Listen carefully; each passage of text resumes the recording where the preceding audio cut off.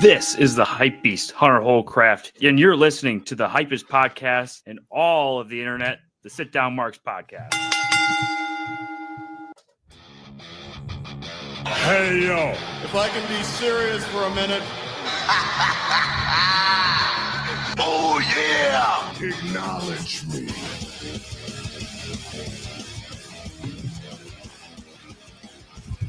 What's going on out there? It's Sit Down Marks Mafia Land. What's going on, people? Welcome. Come on in. Sit down. Episode number 170 of the flagship Sit Down Marks podcast. We're excited, hitting another milestone here. Got a lot to talk about today. We're going to talk a little TNA, see what's going on their roster.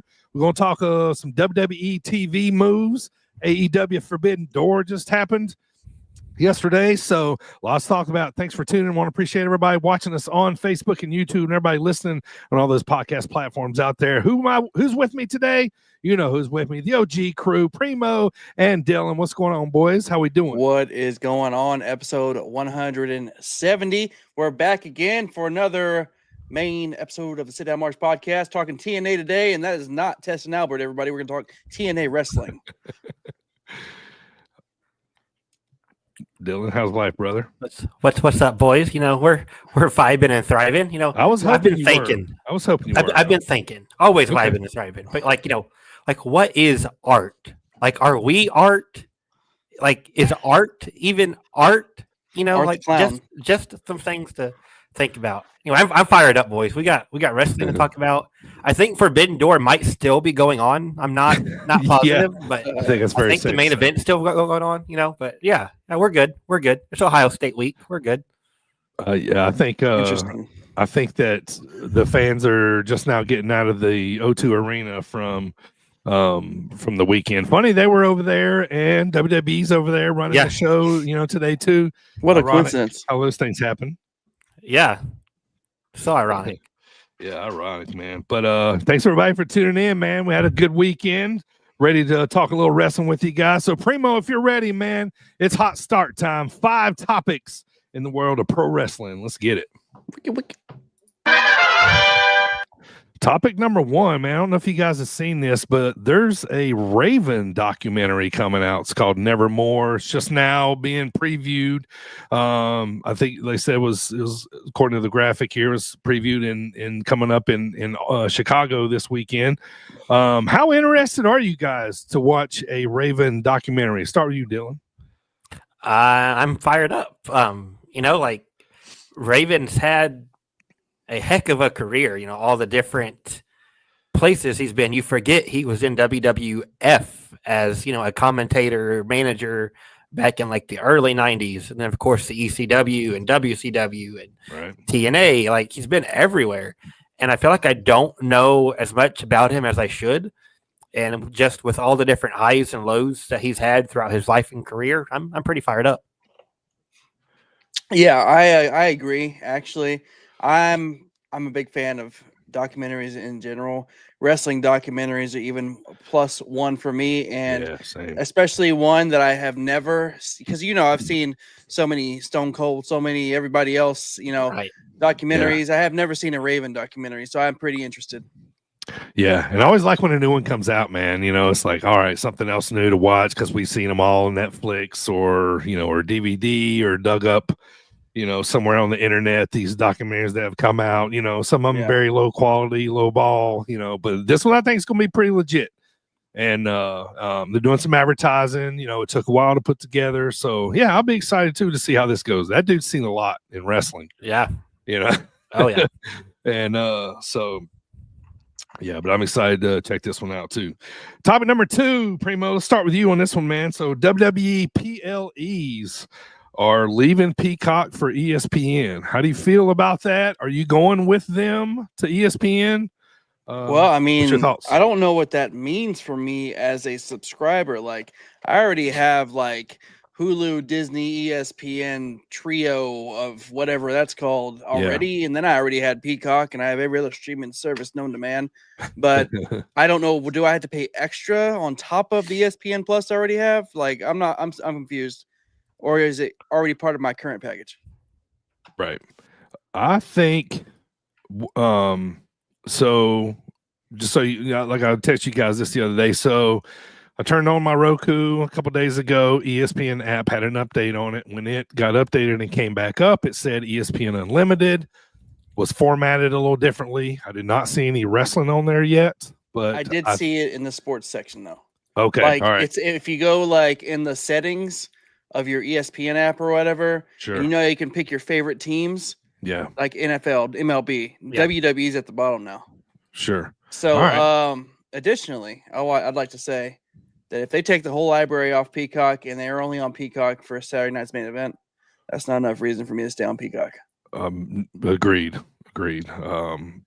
Yeah. So it updated, and now I probably should go back and look, see the wrestling on there. But I think if you had formerly ESPN Plus, this is what it's going to be on. Because Dylan, you said you do not have ESPN Plus. Yes. As part of the package, and you didn't have access to this. Right. So I don't have the Plus. I dropped it. I do have YouTube TV. Mm-hmm. When they first announced they were going to ESPN, YouTube TV was one of the people when I say they, I just mean internet people, not WWE. They said YouTube TV might be able to get it for free. So when DB texted us, said it had updated, I got logged on. I got to sign into the ESPN app with YouTube TV as my provider, and I could watch like First Take or whatever was on at the time. I don't remember now. But whatever was on then, I could watch it live, but I can't go back and watch anything else. Like I can't go on demand. I can't watch like the UFC fights, nothing like that. So YouTube TV is not one of the cable providers that gets you, I don't want to say free, but free access to it, free through your cable. It's like Dish streaming and like I think maybe Fubo and a couple others you automatically get with it. So I don't know what I'm going to do. I'm already tired of paying $50 for the AEW pay-per-views, and that's basically monthly, or maybe not every month, but basically. Now another $30 just for WWE pay-per-views. Like, I don't know. And I just read before we got online, we're right here before football season, YouTube TV might not be getting Fox. Like, that might be ending this week, which would take like every reason I have for YouTube TV. Like, I could just get rid of it and go somewhere else. So I don't know. It's getting pretty expensive to be a wrestling fan. Yeah, it is. The WWE, especially because they are on so many different networks. Yeah. They're branded. Every night's on a different network, just about. You know what I mean? So, but I'm with Primo too. Like if I'm already probably going to leave Peacock, even if they do just keep the Saturday Night's Main Event in the library for now, because I have a big enough DVD library. Well, where that's what I usually go to if I'm going to look back at something. So, I don't go to the library too often, but I don't understand why it would stay there if everything else is going to, unless they want to keep something. And I hear, they're going to get Cena's last match in December on there. So it's probably enough. I'll probably keep it through the end of the year. You know what I mean? But yeah, I mean, it's hard to, there's so much wrestling out there. It's hard to justify chasing one company all over to, just to keep up on, storylines and stuff. But, I guess we'll find out because topic number 3, boys, WrestlePalooza this was going to be the one that's streaming exclusively. The very first one. It wasn't supposed to start till next year. Now they moved it back, put it in Indianapolis, another logo based over a wheel or, something racing-esque, every time they're in Indianapolis. Yeah. But I guess we'll find out here whether WrestlePalooza, what me and Primo have is already enough, or if there's another, something you're supposed to pay for these PLEs or whatever. But, kind of a weird name for them. There's a lot of indie shows that already use this branding of WrestlePalooza, so I don't guess they had copyright on it. Yeah, I'm assuming. It's interesting name. It's an old ECW name too. ECW used to do WrestlePalooza. It's fun. But then the name is fun. I don't know. I think that's why I'm like, I've heard it so much before. Yeah. Come on, WWE. Also, too, this is the same day as what? All In? Yeah. All right. Coincidence, I'm sure. Let's talk about that too, man. Is that just them just being dicks? It kind of seems that way to me of all the dates, just trying to put out the competition, which, competition's good. I think the two fan bases are separate and casual. I don't think they're going to hurt if one of them, like me, for instance, I'll watch one of these live and I'll watch the other one after, you know what I mean? So but what do you guys think about, when they kind of do this kind of a heel move? Like when they're going direct head to head with it? Yeah. On the same day. I'm sure at some point it is a power play. It's a business after all, and they are going to flex the muscle of the WWE machine. But I don't know. I got 2 monitors for a reason. Right. Yeah. It's interesting to me how much WWE wants to say AEW is not competition. Yet every time AEW has a pay-per-view, WWE has something, whether it's Right. the Saturday Night Main Event or an NXT pay-per-view, or they create a brand new pay-per-view out of nowhere, and probably I'm assuming putting Cena and Brock on here, and Sure. hey, come watch our stuff. We're not in competition. I Right. did see something about not that. theirs. When you mentioned The Rock just now, there was something like he was on the first Netflix Raw. He was on the first something else. Like he's on the first of everything. So they were saying he could potentially be on this one because it's the first on ESPN. Yeah, that's wild, man. I want to say this too, just a little side note. So you guys know I went to UFC. Yes. Last weekend, whenever. Yeah. In Chicago, and TKO owns WWE and UFC. Not every time they had a break, but maybe every other time they had a break, they were running WWE ads, advertisements for pay-per-views. They were pushing SmackDown in Chicago like crazy. You know what I mean? So it was and that was my 4th UFC event ever. And obviously, first one under TKO.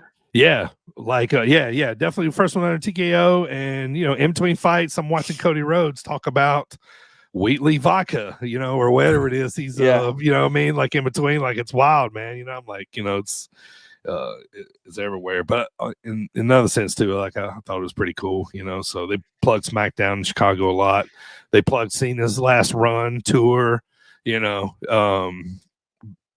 every time, but sometimes when there was a wrestling ad on, we got some woos in the crowd, you know what I mean? So I mean, there's some crossover there for sure, so hell yeah. Yeah. All right, topic number 4, Primo. Let's talk about your girl, man. Naomi. She was having the best run of her life, her wrestling career. Yeah. And she gets pregnant. Now she's going to be out for a while. She relinquished the belt, last week, whatever. But obviously it's a beautiful thing when you have kids. You know what I mean? It's create another life it's awesome. You don't really understand until you have them. But man, like she was having the best run ever. Like she was finally getting somewhere, steam, so absolutely, that's kind of hurt a little bit, right? Yeah, I mean, 'cause you're the twos and we the ones. That's right. Big Jim laid down the champ, pinned her for however long that took, all 30 seconds of it. Good job, Big Jim. With your Slim Jim, you took down the champ. Right. So, but no, congrats to them. In all seriousness, these things, as Dirty, with children, it's hard to plan. It kind of just happens when it happens. And I mean, they're a happy married couple, so more power to them. She was on the run of her career, but that doesn't mean that she can't come back. Becky did the same thing, so right. At least from what it seemed, I hadn't seen the most recent Raw, but for last week when she laid the title down on the Slim Jim logo, she didn't just automatically hand it over to Asuka, so there's that. Yeah, my first reaction, just the stupid wrestling fan centered in the wrestling world, my first reaction was like, man, what timing? But then after I got thinking about it, like the timing is actually fairly good in some ways. One, she just cashed in her Money in the Bank. If she still had the briefcase, you have to do something creative to get that off of her. Because you can't just, hold on to that for over a year and then show up with it again. Yeah. And 2, going out like this, they have to bring her back in a big role. If, this had happened when she wasn't doing anything, not on TV, then she's just kind of like, oh, hey, I'm pregnant and this is why I'm off TV. And whenever she comes back, it's probably, a decently big deal. Mm-hmm. But it's just like, oh, hey, Naomi's back. Now that we have proceeded with caution, world champ Naomi, when she comes back, it has to be something major. It can't just be a thrown out there in, a legend segment or whatever. So, like you said, with caution, that's something Big Jim did not do. Hey, the bloodline's continuing. It's that's true. 25 years from now, it's going to be, the new Baby Uso versus Roman's new kid, and they'll be main eventing WrestleMania, and it's bloodline forever. Well, she has twins. Oh Lord. More Usos. Yeah.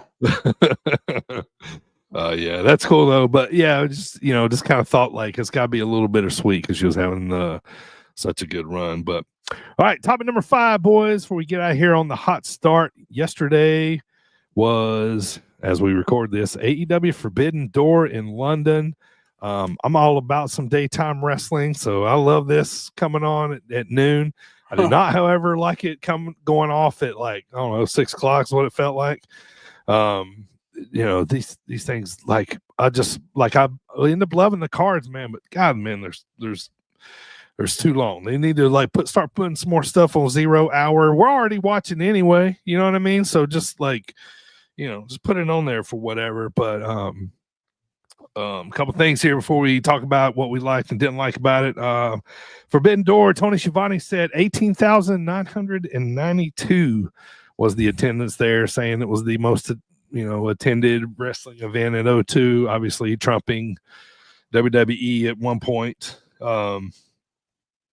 But yeah, let's start with you, Dylan. What'd you like about Forbidden Door? What jumped out at you? And we'll just kind of play off you, man, and see. So, tell me what you didn't like. Yeah. Just to piggyback off that real quick, you got to kayfabe that number and just boost it up 8. Like being 8 short of that, even 19,000. No, you had 19,000 in the building. Just anyway, small note that stood out. There were 8 people going to the bathroom when they counted. Yeah, exactly. I'm going to be negative right off the bat. Just get that out of the way. Again, kind of piggybacking off of you. If you count the start of 0 hour until it went off the air, it's roughly 6 hours. Yeah, that's just too much. And the price point, I'm sick of the $50 for a wrestling show. I know that used to be more the norm, but not to get into that whole discussion we just had again. It's too damn expensive to be a wrestling fan. And anyway, too, AEW used to do it every 3 months, or now they're popping them off every month and still charging the same. I counted. We're in August. I think this was the 5th pay-per-view of the year, but they've already announced September and October and November and I think December. So like, there you go. That's it's very expensive just to watch wrestling from home. Countering the ticket sales with more pay-per-views. But that negativity out of the way, the actual show itself, I absolutely loved Hangman and MJF.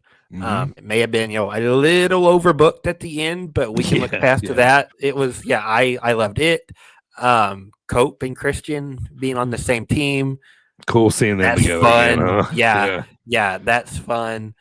I really liked the Hiromu and Kyle Fletcher match, and I really liked Saber and Nigel. Like, you knew Nigel wasn't going to win the title, but Nigel in London challenging for the New Japan title, that was pretty cool. That was sweet. My highlights. I like the main event too. I liked Hangman, of course. I really liked Okada Swerve, because let me tell you how I look at Okada now. I look at him as like this leveling up type final boss guy on the roster now. It's like, if you can come out with a win, he's not supposed to lose a lot, you know what I mean? And so, if Swerve's going to end up coming back and beating him, and when he does, it'd be a big deal, you know what I mean? But like, I like how he's kind of coming into this little character. I liked Wardlow coming back. I don't know that he's gonna be.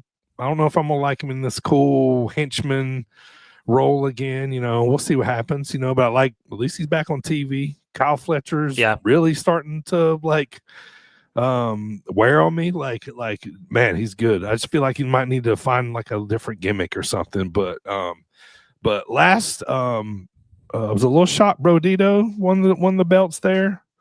But I think a lot of people was. But I don't know, man. Tony's on the card. I feel like she's my favorite thing in AEW because Jay White's not on right now. And, love the character, love the gimmick. I kind of thought this might be the one that she loses. to Athena, but they can run it back a couple more, whatever. Yeah. But yeah, decent pay-per-view. What'd you think, Primo? Yeah, I agree. I liked Tony versus Athena at one point. I was on voice chat with my brother this whole time.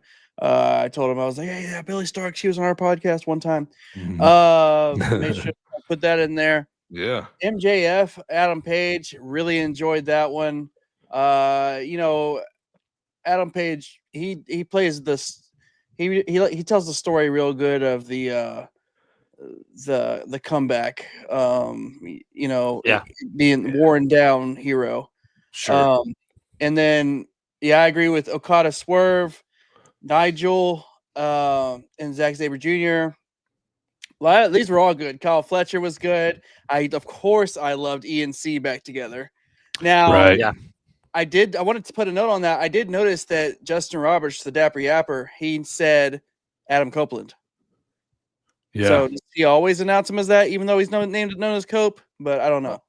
I just didn't notice. I don't know that I've paid attention to that either, but it seemed like they've been calling him Cope because he's been going like Cope. Yeah, I mean they have been calling him Cope even Yeah. when he was with FTR. Yeah. But I noticed whenever they won, Justin Roberts said Adam Copeland. Yeah. I don't know. I wasn't paying that close surprised about attention. Borgito because I've actually been tuning in to Dynamite lately. Yeah. So I noticed, they have a crazy cool tag team finish.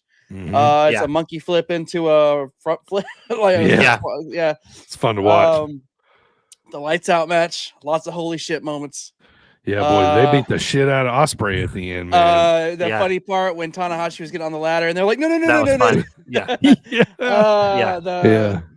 How'd you guys feel about the ear the chat? Oh my god. Oh, that was brutal. That was brutal. that's. I will say I was also doing laundry during this match and I stepped away for a second. I come back and I go, what the fuck? Is that gummy bears? And my brother bust out laughing. He's like, yeah, those are gummy bears. Because nothing is funnier in wrestling right now than the Young Bucks getting treated like jobbers. It's the funniest thing. I mean, I know they are probably the most in on it than anybody. Yeah. So it's even funnier, but I love it. I love there being good sports about it. Yeah. Would they come out to Mbop? Mbop, yeah. Like their very first song or something. But no, overall, I actually really enjoyed this. From top to bottom. I didn't realize it was starting at noon until you guys text me, so thank you for that. But no, overall, I did enjoy it. Yeah. One more thing none of us mentioned. Bryan Danielson. I love him on commentary. He was good on go figure Brian's good at something in wrestling. Right. Shocker. I think we're just in love with him no matter what, right? Yeah. That's probably it. But even during the Nigel match when he was constantly like, I know Nigel used to shit on me on commentary, but I'm only gonna say nice things about him. Like, even that was fun. But yeah. And then he excused himself for the main event. Yeah.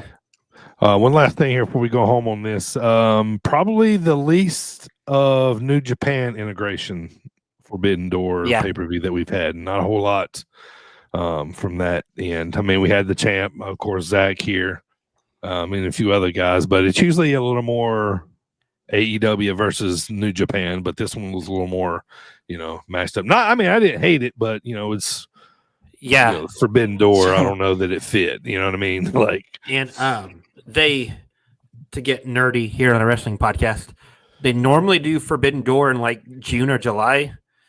This year it's the end of August. Mm-hmm. Not that they do a great job with the build, bringing in people all the time. But New Japan's been in the G1 for the last month and a half or whatever. So most of the top guys were all wrapped up in that, and they really couldn't bring them over here when they're doing the G1. Sure. But they still could have threw them out. Ishii just had a run-in spot on 0 Hour, I think it was. They could have threw Ishii in a match. Takeshita wasn't on the card. There was other stuff they could have done, but the timing was kind of off this year.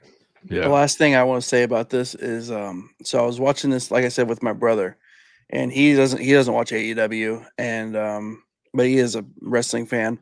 He watches WWE, and Mercedes Moné was coming out, and he goes, "Why the fuck does she have so many belts?" So he was like, that doesn't make sense to me. But that was basically an outsider's perspective, outside of AEW, perspective of, why the hell does she have 8 or 9 titles? She won another one in Scotland over the weekend, I believe. I read. Yeah, I read that. I don't remember which one. Yeah. But yeah. All right, boys, let's move on, man. Let's get to the dropkick discussion of the week. Let's talk a little TNA, see what's going on down in the roster of TNA. But first, let's hear a word from Miko Maestro. It's Mikko Maestro, the Finland's finest, and you're listening to the #1 podcast, Sit Down Marks. Ja tässä mä sanon, teidän kaikkien kannattaa kuunnella, olet sitten Suomesta tai Yhdysvalloista, koska tätä kaikki tulevat kertomaan kadulta toiselle, kaupungista toiseen. Thanks, Miko. Thank you, Miko. Shout out to Finland. Got some fans out there. Been doing some downloads here lately. Want to thank everybody, too, for checking out the podcast lately. We've had a bunch of new downloads come through. So if you're checking out the pod for, if you're a newbie, appreciate it. If you're still hanging on from the old school days, appreciate that, too. So want to thank everybody listening and watching on YouTube, Facebook. SitDownMarks.com is the place to go and find out for everything going on with the Sit Down Marks podcast. So, boys, let's talk a little TNA today. Basically, let's find out who's actually over there, who's actually on the rosters, who the champions are, a little update, not necessary storylines, but, it's always good to kind of get a little check back on TNA to see, with their relationship with WWE, who they're retaining, who they have on their rosters. So we all took the category. I got tag teams, women. Dylan has the women, and Primo has the singles. So I'll start off, man. I'll get us going here. Let's talk a little tag teams first. So looking at this tag team roster, I'm not super impressed with it. I feel like this might be the weakest of the three that we're going to talk about today. Depth wise, notoriety wise, people that would, make you tune in. But I think they got the titles on the right guys right now, with the Hardys being the champions right now. They won it at Slammiversary of July earlier this year. Yeah, it kind of makes sense looking at this roster that, it's a good reason that the Hardys are the champs, because they're kind of like the most popular. They're probably looking at all these, it's probably the ones that would make us turn over there and look. This division a little weak, because you got to think about there's, Ace Austin just left. Chris Bay is out right now. The Machine Guns have been gone for a little while. The Kingdom's been gone for a little while. I think the last kind of nostalgia act was there tag team wise was Heath and Rhino, probably. But definitely could take a little shot in the arm with, some sort of, signing. I don't know who that would be, but let's take a look at, who they got for tags right now. I did throw Mance Warner and Steph DeLander in there, a deathmatch royalty, just because they have, kind of been mixing up in the tag division. But now these are kind of tag teams and factions. There's a couple different iterations of these, but First Class faction of KC Navarro, AJ Francis, and Rich Swann. And then we got the Good Hands, probably one of my favorites, because I'm a big John Schuyler guy, with Jason Hotch. The Nemeth brothers are there, Ryan and Nick, formerly known as Dolph Ziggler. Old school Eric Young is there with Judas Icarus and Travis Williams. They are known as the Northern Armory. The Rascals, probably one of the longest tenured on the roster. Myron Reed, Zachary Wentz, Trey Miguel. I know Trey's definitely been there for quite a long time. Probably the faction tag team making the most noise right now. Probably the System, with Moose, Dango. I can't remember what they call him there now. It's a couple of letters, I think. Brian Myers, Eddie Edwards.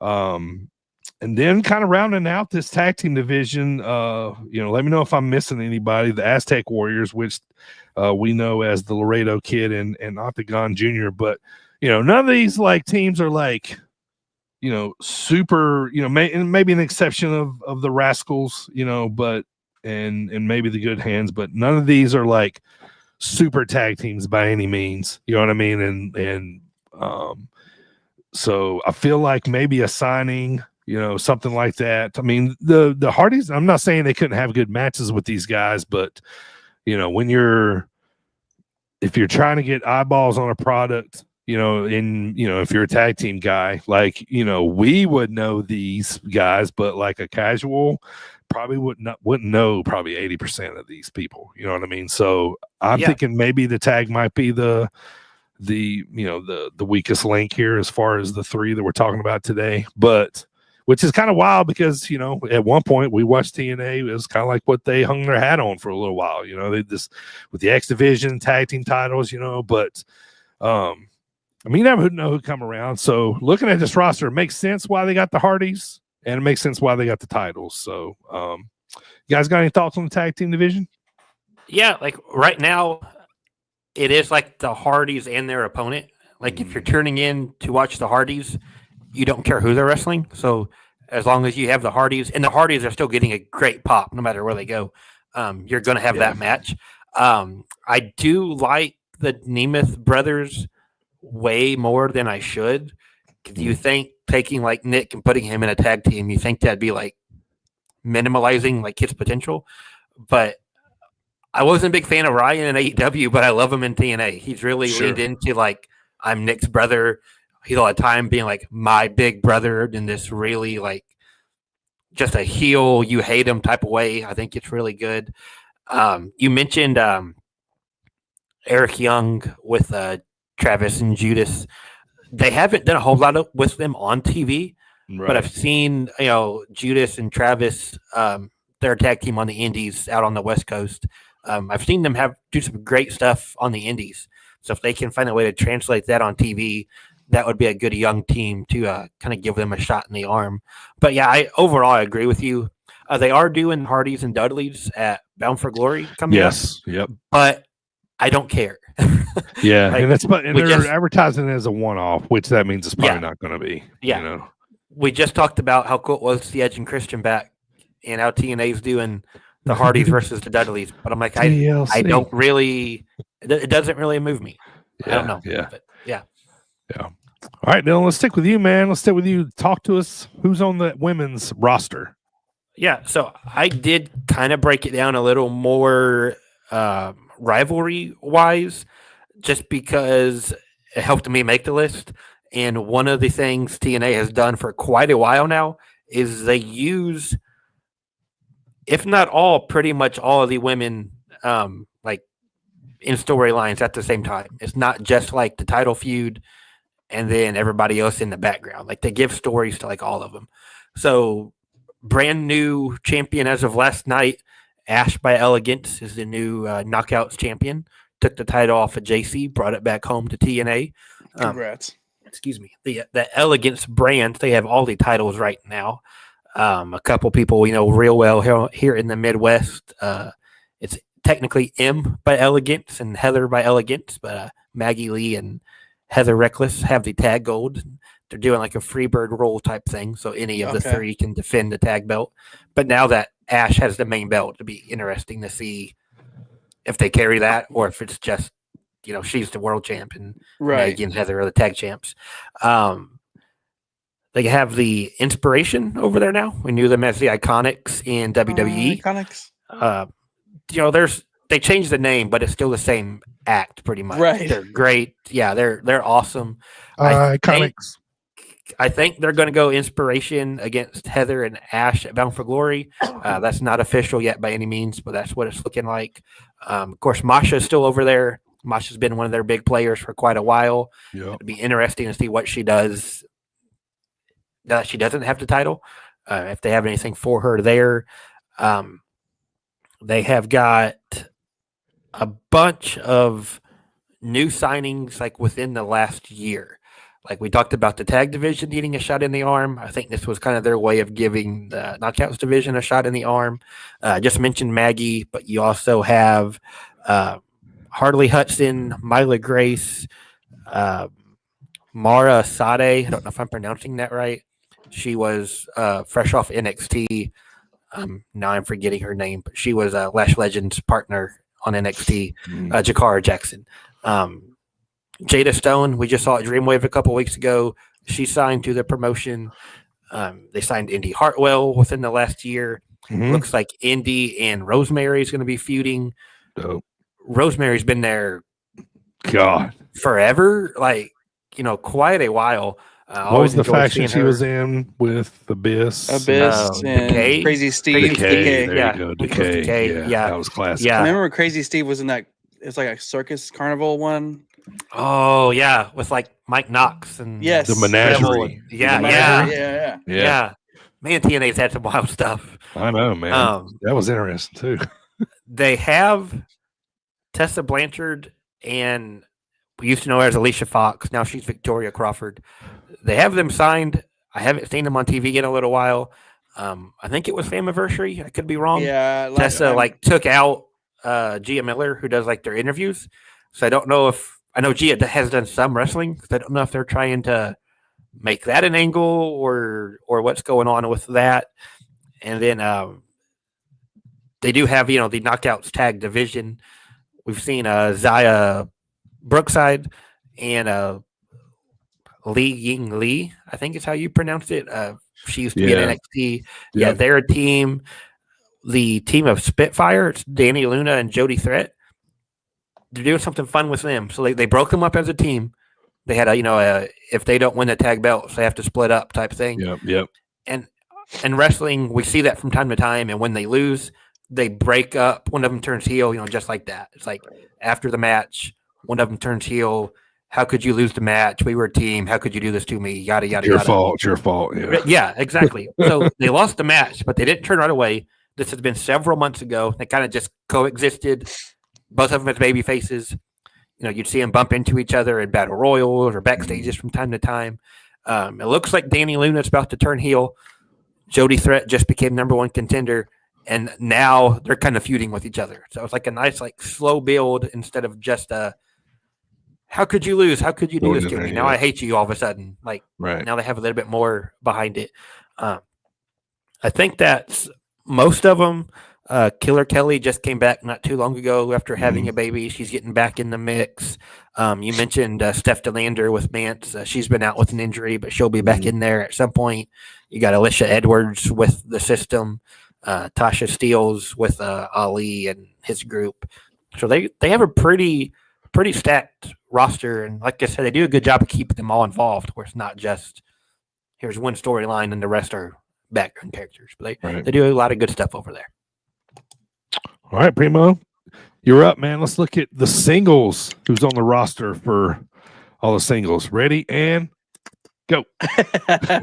Yeah. So this list, it's quite extensive. So, you guys name or Dirty, you name some of these in the tag team, of course, like AJ Francis. There's Brian Myers, Cedric Alexander, who's been vying for. He faced off with Leon Slater.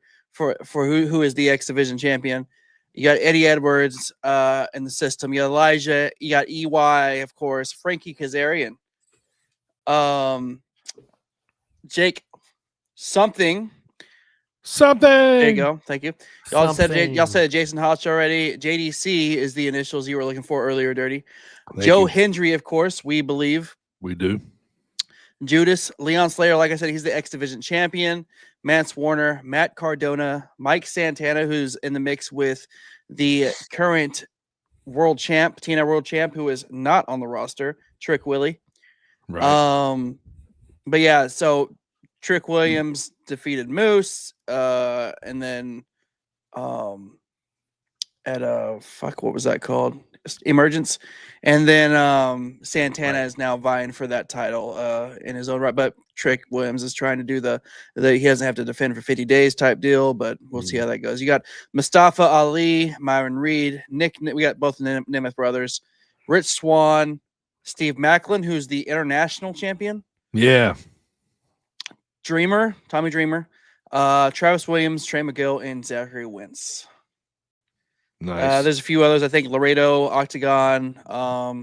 That's pretty much the roster rounded out. Some of those are in a faction, but those are all those guys also compete singles. And we're assuming that Sammy is going to really retire. Yeah, that's why I didn't add him. I didn't add him or Chris Bay. Yeah. Yeah. I miss Sammy.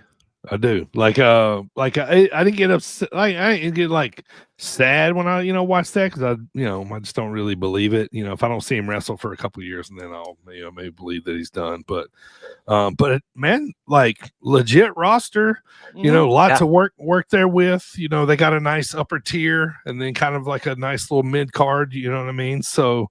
It seems like every time we kind of check back in with them a little bit, they've added a little more, but honestly, right now, I mean, aside of maybe Trick, being the champ, talked about just because of NXT, like the women's division, this Ash Elegance and a lot going on there.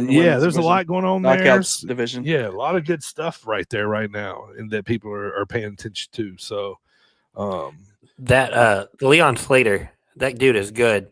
It's more than just the Swanton 450. Like he's all the way around. Yeah, it's crazy. He's still young. Like I don't know, 20 or something. I may have just pulled it out of thin air. I don't know.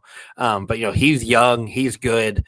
They're giving guys like Ali and Cedric a chance to shine. It's not just like pigeonholed into you're on 205 Live. Yeah, the rub from the Hardys and AJ Styles. Yeah. How do you beat that? Like, right? They're setting him up. They're setting him up for a nice WWE contract, whatever it is. TNA one expires. Yeah.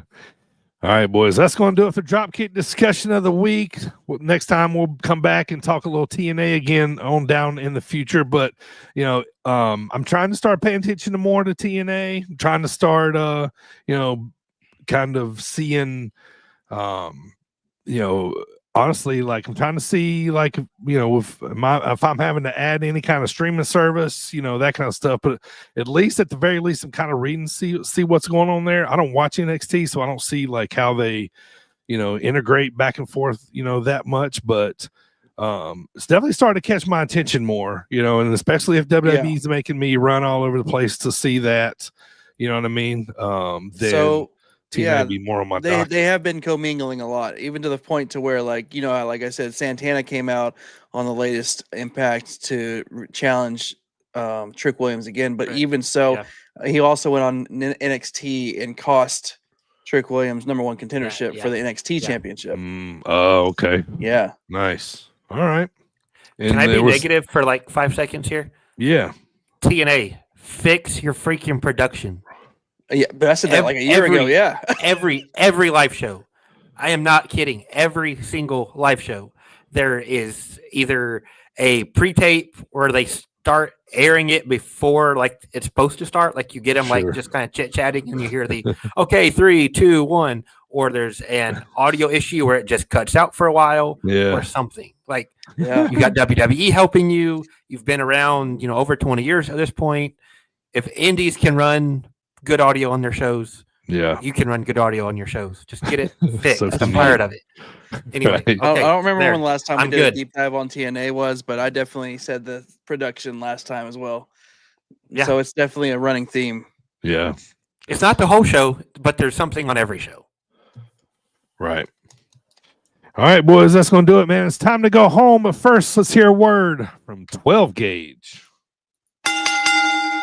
This is the Hyperfire 12 Gauge, and we are on the hypest podcast, Sit Down Marks Podcast. I want to remind you to follow at Sit Down Marks on all socials. If you got a product or service you'd like for us to get over to the Sit Down Marks Mafia, let us know. DB on the mic at Yahoo, or hit us up on any of our social media accounts.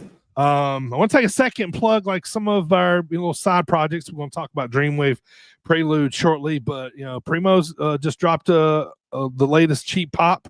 Talk about gimmicks that got over not too long ago. Make sure you go check that out. Very cool episode of that. I'll be dropping another Territory Treasure here soon. Small little 15-20 minute podcast, you can listen to on your way to work. You can listen to while you're at work, driving across town, that kind of stuff. So and they can be listened to anytime. They're not like specific to certain things that are going on in wrestling. Primo started off doing a really good job with his, inspired me. Now I'm loving digging back into the old days and talking about old characters in the territories and that kind of stuff. So go check those out. Like I said, Primo's got one out right. Well, they're all out basically right now, but Primo just I took them off the market. Just released them not long ago. Dylan, let's talk your weekend preview, man. You got any wrestling this weekend? Let me get my spreadsheet pulled up. I wonder why I'm single, and then I say things like, let me pull up my indie wrestling spreadsheet, and then it all makes perfect sense. There's not a whole lot going on this weekend, which I don't know, holiday weekend. I feel like it's normally more loaded than this. The only two I have down is Beyond is doing their big American Rana show they do every year. It's like maybe besides New Year's Eve, it's maybe their second biggest show of the year. Right. Marcus Mathers versus Matt Cardona for the IWTV title on that one. And New Texas Pro, they've been doing some good stuff down in there. They have a show this weekend, one I am really excited for. Carter Black, he used to be Mysterious Q. He is their champion. He's defending against one called Manters. That's going to be physical as it gets. That'll be really good. Adam Priest is on the card. Vixen versus Johnny Robbie. That'll be really fun. But yeah, kind of a slow weekend. Those are the only two I have so far. At least it's just Monday. I haven't dug too deep into it. Whatever I come up with, that'll be out probably Thursday. Find it on my Twitter at DHagerJ15. That's DHAGERJ15. It will be pinned to the top of the profile whenever it gets published. I guess the wrestling gods are kind of blessing us a little bit because, college football all day Saturday, a few games on Sunday. I think Clash in Paris is on Sunday this coming week. But yeah, so I'll take a little light wrestling weekend, for basically week one of college football. College football season, yeah. We can use a slow week. Well, I'll let you guys know that Dreamwave Prelude Volume 3 dropping on September 2nd, Tuesday, right after Labor Day. So make sure you check that out, Volume 3. We're going to have 2 matches on there for you. So we're going to be talking about those later. So make sure you check out, stay tuned, sitdownmarks.com. We'll be announcing when the show's going to be dropping and all that. And I want to give you a little teaser. Make sure you watch Prelude Volume 3 because we got a big announcement coming up for a big event that we're putting on the pre-show of the October 11th show. Speaking of, at Trick or Treat, just announced, going to be there, the Boogeyman. Dylan, you want to eat some worms, bro? I can probably set that up for you. Let's go. I might, like it's going to be outdoors. It's hopefully going to be good weather. I might just be feeling it. You got Coco Beware. You got the Bushwhackers. Like, I could eat a handful of worms, What's he put on? Why not? Why not? But yeah, our next taping for Dreamwave Prelude will be on the pre-show of Trick or Treat, October the 11th. Showtime is 6 o'clock. Pre-show Prelude taping will be at 5:30. So make sure you come out early. Announcement to be made later. You'll see it all over social media. So check back in. We'll talk about Dreamwave as well. And also you can always get tickets at dwtix.net. Yeah, we got Boogeyman. We got Bushwhacker Luke. Buried Alive match. Dijak versus Hartenbauer. We got Coco Beware. Yeah, sick, man. RJS versus Brittany. That's a Dreamwave blow your mind match right now. Like, both of these girls are loved by everybody. Boogeyman versus Coco, our alternative champion, versus Santana Jackson. If you've never seen Santana Jackson wrestle, please go, do yourself a great favor and Google Santana Jackson wrestler and watch a couple videos. You'll be blown away. It's fantastic. But main event, though, Channing Thomas, Sidney Bacabella finally cashing in the briefcase versus Connor Hopkins. This is going to be one of the biggest main events in Dreamwave history, and the crowd seems a little split down the middle about it. And so looking forward to this. So don't miss it. Make sure you be there. Dylan's going to be there. Just don't miss it. It's going to be awesome. Let's talk about what's coming up in September for the podcast. Like I said, I'll be dropping a new Dirty Birds Territory Treasures, and if you're listening right now, I'll give you a little sneak peek in. I'm going to be talking about my favorite referee of all time, the most famous referee in Jim Crockett Promotions NWA era. I'm going to be talking about Tommy Young, so I'll make sure you don't miss that.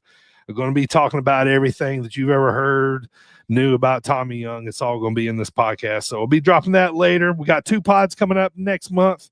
This is 2 more podcasts for Dylan to flex. So hopefully, we knock on wood. The internet's been good. The audio has been good. So 2 different podcasts, though. One of them he's going to be talking about who's the rising stars on the indies that we may not know about yet across the United States. And then in a separate pod, he's going to be talking about who are the top unsigned women's wrestlers. So we're going to give the women some love and see who is going to be some of the top unsigned wrestlers there. Now, Dylan knows a lot of wrestlers and knows a lot of women wrestlers. So, he's got to get this list out, make sure he gets everybody on it. So might be a little pressured, make sure you don't piss anybody off, Dylan. Yeah, exactly. That's what I was just about to say. We're gonna see who I can piss off.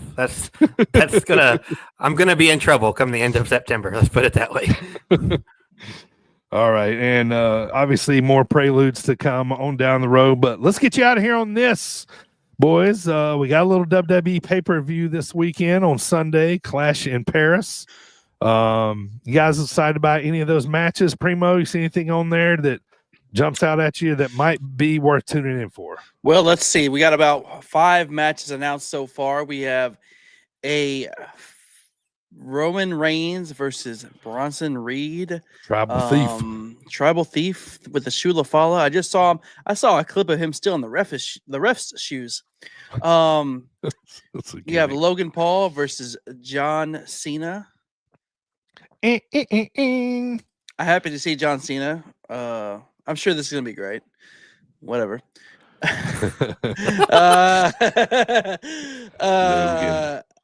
Good old Donnybrook. I might be part of the unpopular opinion here. I'm a big fan of best of sevens, and it seems like this is almost like this is what's happening with Sheamus and Rusev, but where even back when Sheamus and Cesaro did it, but they just keep having these matches, and they're just everyone is banger after banger after banger, as Sheamus would say. But they really are. And was that after the bar broke up? That's when the bar was formed. When the bar was formed. Yeah. You're right. Yeah. That's right. Hell yeah. But yeah, so Sheamus and Rusev and Donnybrook. Okay. I'll watch that. You have the Women's Intercontinental Championship match with Becky Lynch versus Nikki Bella. That'd be good. Yeah, that'd be good. I don't know if you guys, the crickets. I don't know if you guys watched Raw today, but because it came on 2:00 in the afternoon Central Time. Nikki Bella was walking to the ring. They showed her backstage, and they kept showing everybody, and chants are breaking out, and they showed Nikki Bella, and it was crickets basically. It's pretty quiet, So yeah, they're doing her and Becky, and I don't know. Whatever. And of course, this is one I really am excited about. Besides that, Donnybrook, and besides Roman and Bronson, I just like seeing Roman Reigns, though. Acknowledge him. Roman Reigns. But the World Heavyweight Championship match in a fatal 4-way with. Hold on, where's my button? Acknowledge me. That was the earlier button. This button now. Seth Rollins versus LA Knight versus Jey Uso versus CM Punk. Yeah, what do y'all think's happening here? Fatal 4-way. I got Seth. I got Seth too. Yeah, all day. But it'll be fun. Yeah. It's gonna create. Maybe it might create a bigger feud between LA Knight and CM Punk. Battle of the initial names. They got to start setting up for Survivor Series now, right? Is that where we're going? Yeah. What's next? Yeah. I had thought about what Primo just said. They might go Punk and LA Knight going forward, or they got that big one on ESPN, the WrestlePalooza. I wouldn't be shocked if they do Punk and Seth again there, just because I have a feeling if they're wanting us to pay $30, I have a feeling they're gonna really load up that one. Put something on there worth it. But question to you guys: what main events? We got a Cena match, we got a Roman match, we got a title match. What goes on last? Heavyweight championship match. Yeah. Yeah. Plus they Raw went off today with Jey Uso, Punk, LA Knight fighting all fighting each other, and Seth was walking away laughing, going, "Look at them. They're going to explode on each other." Kind of like, yeah, he was doing that exact laugh as he walked up the aisle. So, just like that. But as they went off, Jay was standing tall and everybody yeeting. So, yeeting. And I was yeeting. I say they go in exactly that order. I say Roman opens and heavyweight championship match ends. Yeah. Cena in the middle. Cena, yeah, they got to go. Cena second or third. Yeah, it'll be interesting. That'll work. Yeah, yeah. I mean, it is what it is. I'm gonna watch. Yeah, I forgot where I was going. Oh, my question was kind of like you just said Survivor Series. How do you guys feel about it always being War Games, or do you want it to go back to traditional 5-on-5 elimination?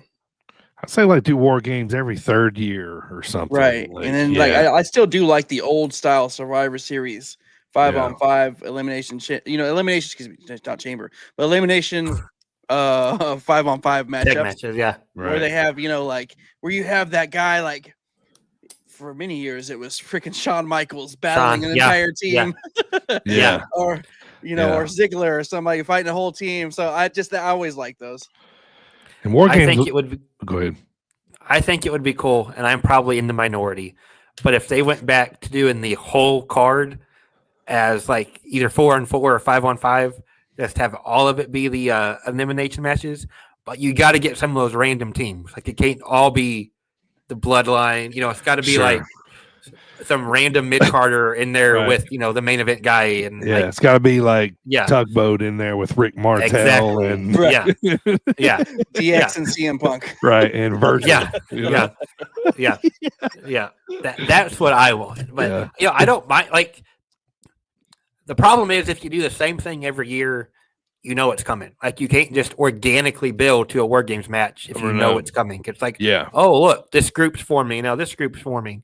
And the other thing, because it's the two rings, whenever they put tickets on sale, if you're getting War Games or not. Because if it's one ring not doing War Games, there's only one ring on the ticket map, and you can buy your ticket there. If it's two, you got twice as many front row seats. So you automatically know, okay, War Games is coming up. Let's get ready for some factions. Yep. Yeah. And War Games used to be only made when huge factions needed to blow off steam, and keep everybody together so nobody else got hurt. Only they could hurt each other, you know what I mean? And, so now it's they have to do these big faction buildups, but. And then you got Adam Pearce yelling War Games 2 weeks beforehand. Right. He wasn't planning it the whole year. Right. Yeah. When he comes out, it's all right, well, what's coming here. Regal did it better. Yeah. All right. I want to thank everybody watching on YouTube and Facebook. If you are watching, hang out with us after the Easter egg segment here. We're going to look at an old wrestling poster from years ago, and want to thank everybody listening and supporting the podcast. Thanks to all the new listeners, all our listeners that have been hanging out with us for a while. Appreciate that too. Appreciate all the new downloads in France, Germany, Italy. I think we got a couple in Pakistan or something like that a few weeks ago. So thank everybody for tuning in and checking us out. And we'll see you guys next time. For Primo, Dylan, and myself, let's keep spreading the good word of wrestling. We'll see you later. Adios.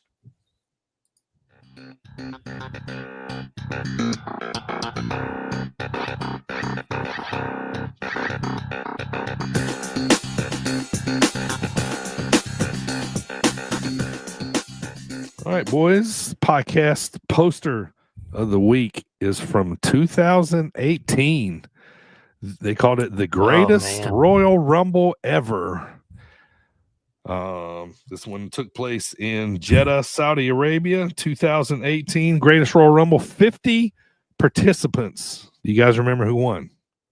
Braun Strowman. This is correct. But the reason why I brought this one up is because this is kind of like the indie version poster of WWE because in indies Throw everybody on there. everybody's got to get on the poster. You know what I mean? So in this case, they went ahead and did that too. But just look through here. Some of these Sin Cara, look at him up the top left. There's Cedric Alexander, Mojo, Dead Center top. Yeah. Gold Dust was still in this one. There's Bryan Danielson, Shane O'Mac. Yeah. Matt Hardy, Jeff Hardy, Bray Wyatt, Jericho. Rumors of Jericho going around. Who wants to walk with Elias? Who wants to walk? Rhino. Great Heath. Khali, We talked about them yeah. earlier. Brothers. This is the one. Is this the one where Titus fell under the ring? I think it is. Yeah. I think it is. Yeah, It wasn't I'm Jetta. pretty sure. Yeah. Yeah. I remember I just randomly had the day off of work on this day, so I got to watch it live. Yeah. I was like, During oh, the that's day. Baron Corbin with cool. hair. Yeah. Just randomly got the day off when wrestling was on during the day. Yeah. Yeah. That's legit. That's legit. Samoa Joe. Oh, in Samoa they call him Joe. Brody. Oh, the Great Khali. Oh, that's dope. All right. Yeah. That was only 7 years ago. Triple H was still Kurt wrestling Angle. too. Yeah. Feels a lot longer than that. There's It the does. bar too. Yeah, how about that? Yeah, we were just talking about him. Got their thumbs out, just like they used to do. I had a buddy of mine that was in a bar scene for one of the bar's skits. I was a big fan of the bar. Wow. Yeah. Cesaro threw him in a wall. That's and cool. then Nice. his buddy that I didn't know got a pool table. Got a pool stick broken over his back. He said he got a little bit extra money for taking the stick. I would across the tell that back. story the rest of my life. Yeah. Yeah.